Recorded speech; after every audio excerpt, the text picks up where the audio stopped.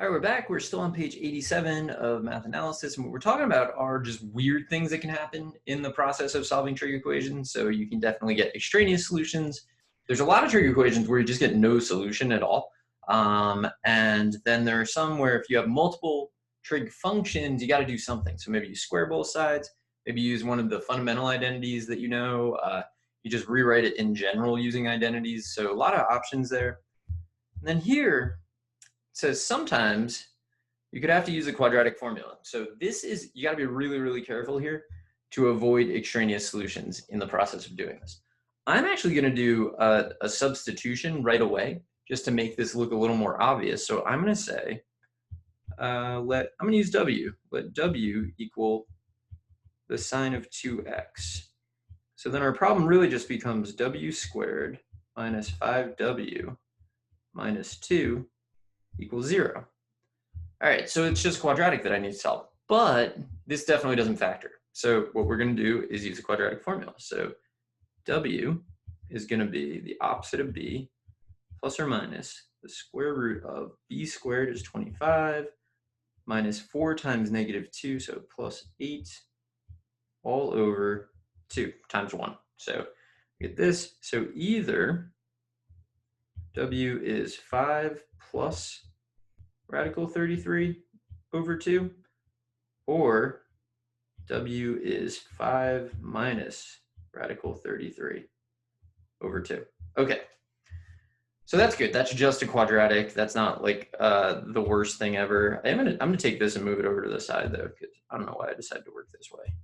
And maybe I'll take this arrow with me. There we go. Okay, so, but the issue is we're not just solving a quadratic. I mean, those are the solutions to the quadratic, but we're actually solving a trig equation, right? So now let's go from w back to our values, right? So we have already made a substitution. We said that w is the sine of 2x, and these are w's. So really what we're claiming is that the sine of 2x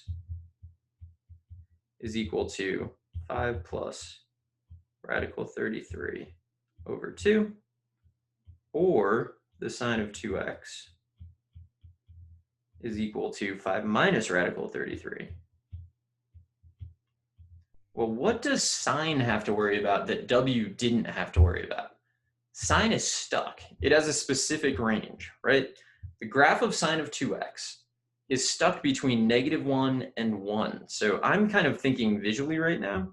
So I'm thinking that if I were to graph the sine of 2x, I'd be at 1, -1, the period is pi over 2. So you want to be able to knock out graphs like this so that you can use them for things. So the sine of 2x is stuck between 1 and -1. Now think about this. 5 over 2 plus radical 33 over 2. So I don't know the value, but I do know that 5 over 2 is 2.5. And then I'm going to add something to it. So if I were to graph that, that would be, let me extend this. That's going to be like way up here. So this could be y equals 5 over 2 plus radical 33 over 2. So there's no chance that these two intersect each other. So here, this has no solutions because I'm going to say because 5 plus radical 33 over 2 is greater than 1. And since it's greater than 1, sine can never intersect it. So that's out of the range of sine. So there's no chance that we could get a solution. But now you should think like, well, maybe there's just no solutions, which could totally happen, right? You can just make up a trig equation. Sine of x equals 15. Are there any solutions? No. It's still an equation. It just doesn't have any solutions. Here, I need to work out, is 5 over 2 minus radical 33, 5 minus radical 33 over 2, rather, is that between -1 and 1? So one of the ways you can think about this is you can think that radical 33 is definitely in between radical 25, so think of your perfect squares, and radical 36. So it's between 5 and 6. Okay, so that's the case, which means that 5 minus radical 33 is in between. I don't know what I'm doing here. Like I know where I'm going, but I'm not like sure how to write it. So 5 minus, which is why I'm gonna have to keep moving this. Okay, here we go. I think I got it. Is between 5 minus 6, subtract the most you could subtract, and 5 minus 5. So it's between -1 and 0, which means that, so let me move this up. I apologize for the like garbage way that I'm arranging this. If I divide through by 2, -1/2, 5 minus radical 33 over 2, and 0. All right, so definitely in the range of sine, right? If we were to add this to our graph, I don't know where it would be, but it would be like maybe there, something like that. Which tells us something that's really important. It is in the range. So we know that this is in the range of sine.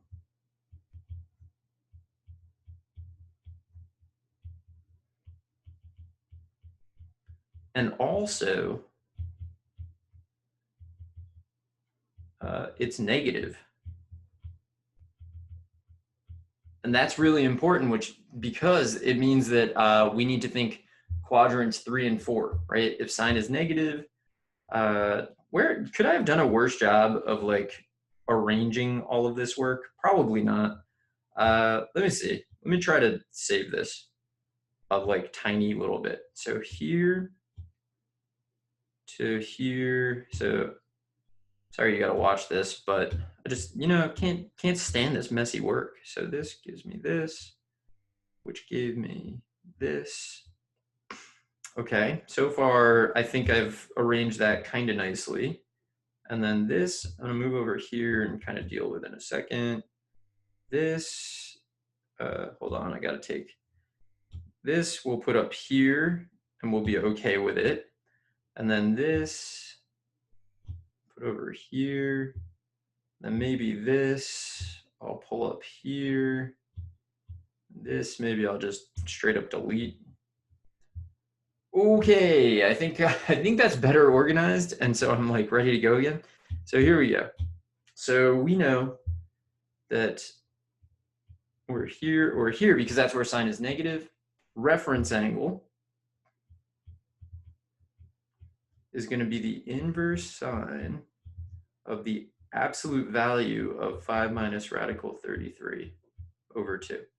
So you can rewrite that as radical 33 minus 5 divided by 2 and drop the absolute value because you know that it's negative, so the absolute value is the opposite of that thing. That's an option. I'm not going to choose to exercise that option, but we could have. So what I'm going to say is that 2x equals so quadrant 3 is going to be pi plus sine inverse absolute value 5 minus radical 33 over 2 plus 2 pi n, where n is an element of the integers.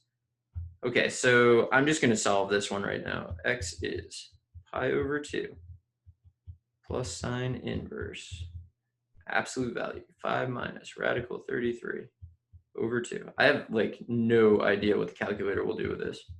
Plus pi n.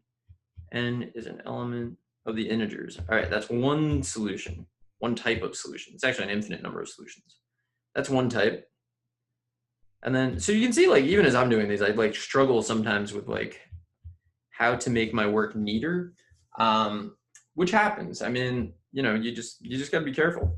So then quadrant 4, I can either do 2 pi minus, or I can just do the negative of the reference angle. I'm gonna do the negative of the reference angle because it's frankly just less writing. Negative sine inverse absolute value. Auto corrected to a little vertical line segment there. I don't know what made that happen though. Plus 2 pi n. N is an element of the integers. All right, so we get x is -1/2 sine inverse. Did I forget to divide I did. I forgot to divide this part by 2. Bummer. Let me see. Oh man. You know what I got to do? I got to delete my highlighting. Put in my 1/2. It's weird how brains work though. That like as soon as I wrote it on the other one, I was like, wait, did I do that on the last one? Because I did not remember doing it. This is what we wanted. You gotta divide everything you see by 2.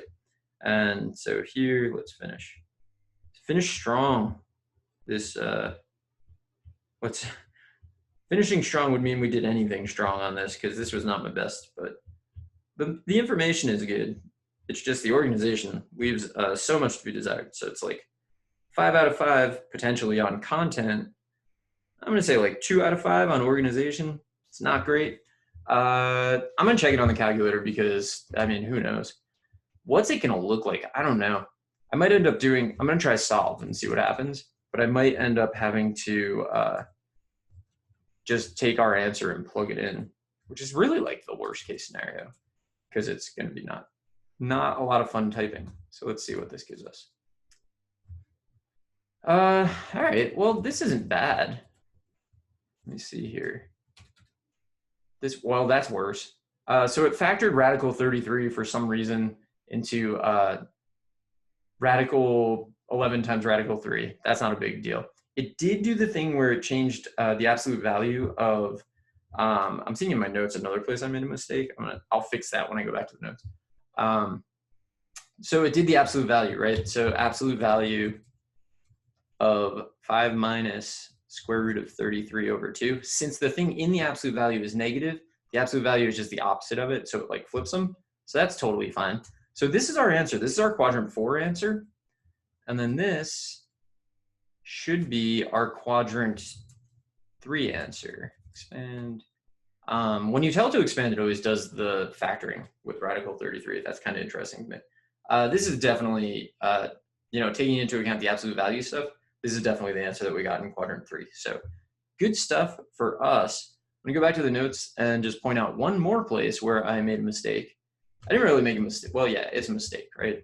I just forgot to put the end of an absolute value somewhere, right up here. Forgot to put that in.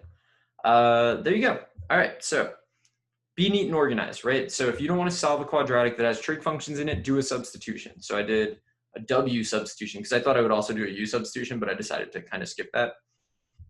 Did that, solved it, but then keep in mind it's trig equation. It's not just like algebra.